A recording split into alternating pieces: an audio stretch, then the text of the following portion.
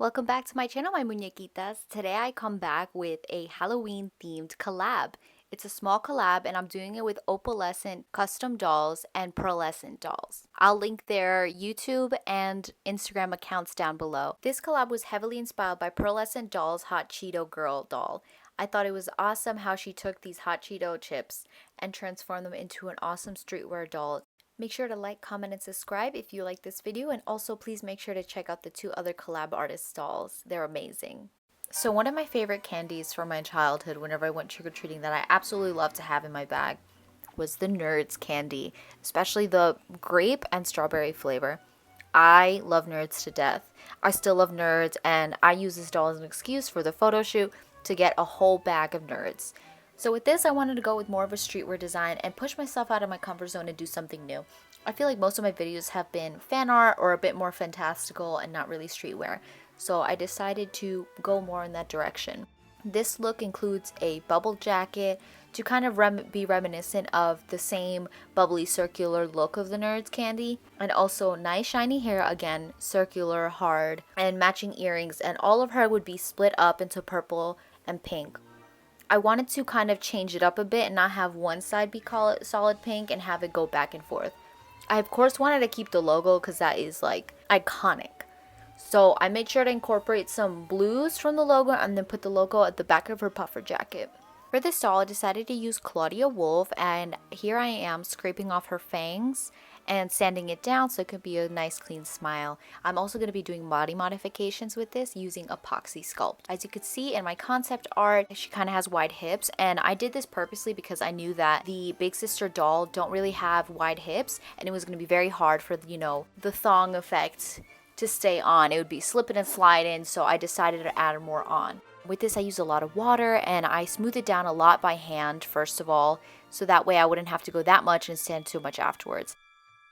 I also make sure to add some on the legs as well as the hips so it can look somewhat even. Finally, I sand her with the nail buffer a ridiculous amount. Once that's done, I then start to paint her with some pan pastels in order to match her skin tone. I take advantage and use this same coat to start blushing her body. A weird habit I've noticed is that I will blush the entire body as if it's going to be seen. In this case, you know, the cleavage is supposed to be seen. But when am I doing blushing the knees? I don't know, but I'm obsessed with it. And I know I won't stop. Anyway, here I come and I take a light blue shade and I start to paint her nails. And of course, I can't forget the toenails at all. I initially was going to sculpt it on using glue gun, but I decided against it since she already had long nails already sculpted on. Then here I did kind of an experiment. I know everyone uses Pearlex powders, but I don't have Pearlex powders. So I used NYX Professional Makeup Pigments. That's like these thin powders. I used Pig 09 and it turned out really well. Anyway, here I am making a wig cap, which actually won't be a wig cap because I'm not going to reroot any hair onto it. But I did that so that I could sculpt the ears on, which is exactly what I'm doing right now. I'm taking armature wire and I'm putting it at the sides of the ears in order to sculpt, you know, human ears onto it. Which I also take the chance to pierce in the moment that I make them because why not? I wanted to give her earrings and I didn't want to risk cracking them. I only gave her a wig scalp because, you know, she already has all these holes from, you know, where her Claudia Wolf ears were, so I just wanted a quick cover up for it. I then use the same pan pastels and I start to change the color of her ears because obviously we don't want that nasty gray epoxy color to come through. Finally, I start the face up. I essentially just start off whitening the eyes so I could see better what I'm drawing. You know, I wanted it to pop, especially because she will have lighter eyes, you know, to match the pink and purple aesthetic.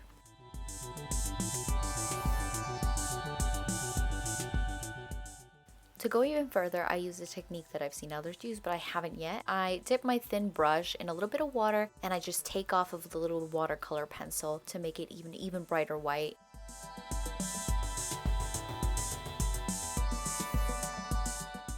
I then start to, you know, color in her nostrils and accentuate her nose. I use like a purple color for this. I also take the opportunity to start coloring in the red parts of her eyes.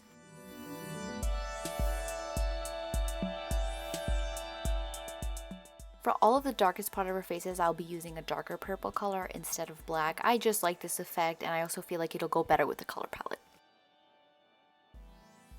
Here I'm using pan pastels again to whiten her inner corner of her eye because I will be adding some color there. And of course, I start to finely color in where her iris is going to be. I decided to do something different here and have her looking off to the side, simply for a fun look. I also know I wanted a gradation of the lips, so I start off with first lightening the lips and also lightening where her teeth would be.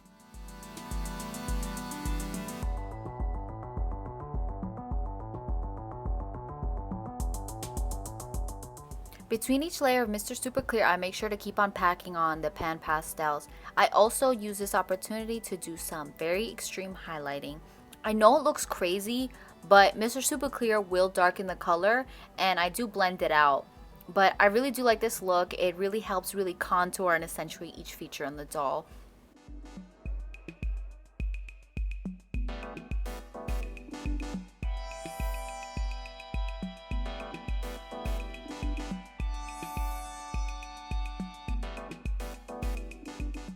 I make sure to obviously highlight her under eyes as well and a little bit of her chin. You know, every part of her face that I basically want to pop.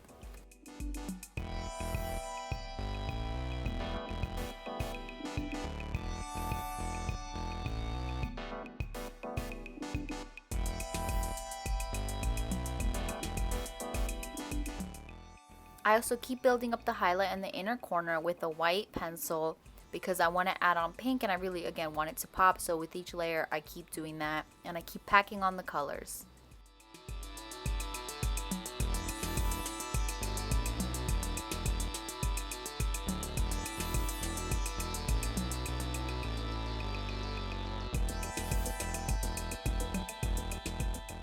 I wanted the highlights in the eyes to be a lot brighter, so I actually took some paint and I went in lightly, and it had a nice gradation, you know, from a darker color to a lighter color, and I really like how it turned out. I also go in with the same shades that I used for the lightest purple and pink to put in these little dot details. I don't know, I thought these little dot details would be fun. Also with the bright inner corner, it'd be really cute.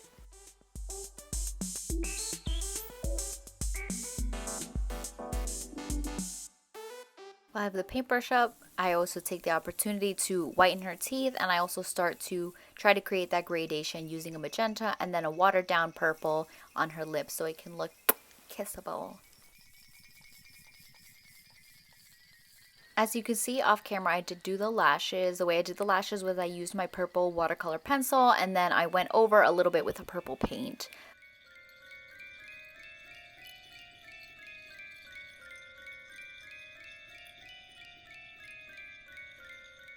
I then start out with the eyebrows, where I know that I want a mix of purple and pink, so I start with the darkest color first, so that way the pink can really pop.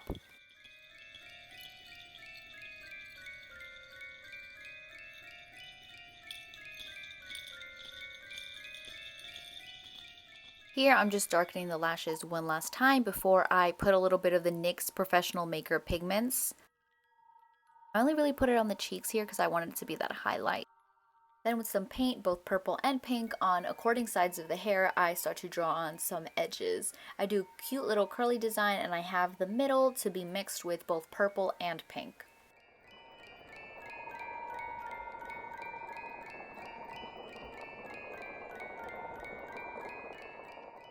Now that the face is done, it is time to get started on the head. The way I do this is I find the middle and then I draw the zigzag design, so that way I have a guide for when I start painting on the pink and blue hair.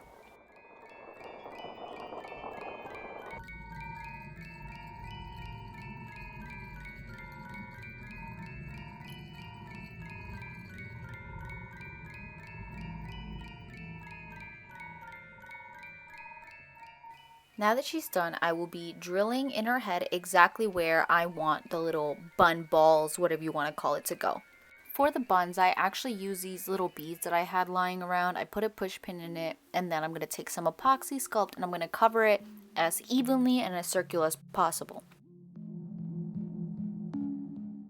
After 24 hours, they're dried and they're ready to work with. I sand them off a little bit and then I start to plan out exactly where I want to glue on these other little beads that I have, and I glue them on with crazy glue. I use the help of some masking tape to hold them in place as they glue and get hard, and then after that, they're ready to paint.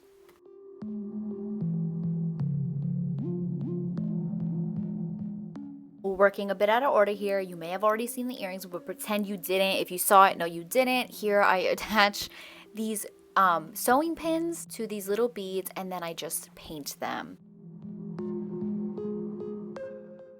Finally, I am on to actually making the hair glittery, or whatever hair. What I do is I spread a bit of ModgePodge all over the hair and I start to put a bit of glitter on a little bit at a time, and I clean it up with some toothpick if I have to. I drizzle it on, I press it down with my finger to make sure it truly gets into place. I repeat the same treatment to each one of the buns. I completely coat it and then I put a little bit of glitter on it. You can kind of see this edge at the wig cap left behind, so I use the opportunity to go in and put some glue on the edges and on the edge to cover it up with a little bit of finer glitter, but it's the same color as the thicker glitter that I used before. Finally, it's time to permanently glue on the buns. So with this, I take the buns and I glue it on with E6000 glue.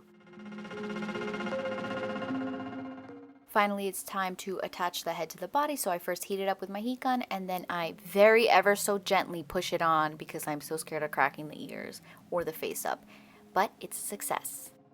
Moving on to the clothing, I use another doll, a Big Sister Monster High doll, to create this stencil to avoid scratching, the doll. So I create the stencil and then I cut out the pattern and I finally put it onto cotton fabric. I did these little slits and I sewed it together, and then with that hole puncher, I create the hole in the middle.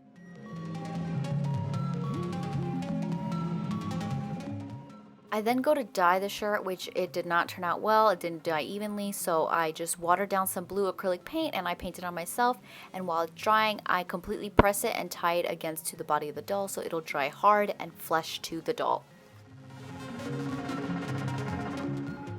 Once the shirt dried overnight, I used some glitter fabric glue and I put on this perfectly colored blue glitter onto the edges of the shirt. I thought it was perfect because it's just the same color as the Nerds logo.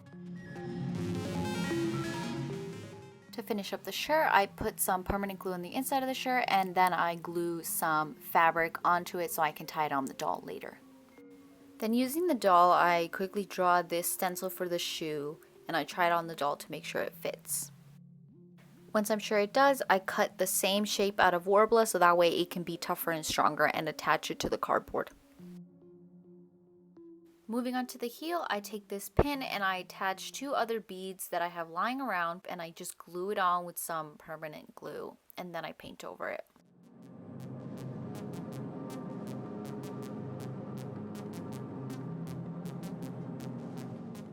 Sort of like red bottom heels, I decided to do blue bottom heels. Once I finish painted and the paint is dried, I go over with a thin coat of clear varnish. I then take this blue piece of ribbon and I use crazy glue to attach it to the heel so that way the foot can stay in place, and then I finally paint the inside of the heel the same color of blue I did the outside. Along the rim of the heel, I first paint it white and then I'll be going over with glitter glue to then put the same teal glitter that I put on the shirt. Now going with the pants quickly, I just do the same old thing except for I make it a little bit more rounder around the pants, and then I use opposing colored threads for each color. So purple thread with pink and pink thread with purple. And here I am adding this t-shirt material that's blue to add as like the cuffing part of the jeans. I also added belt loops, as you can see, and they're actually functional.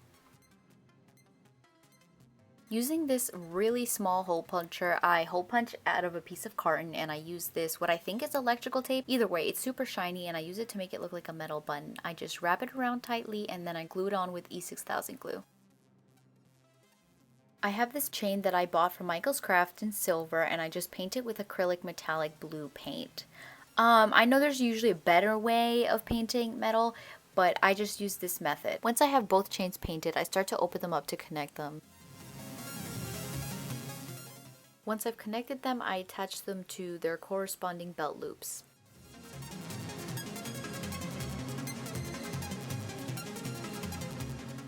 Now for my daring feat, it's time for the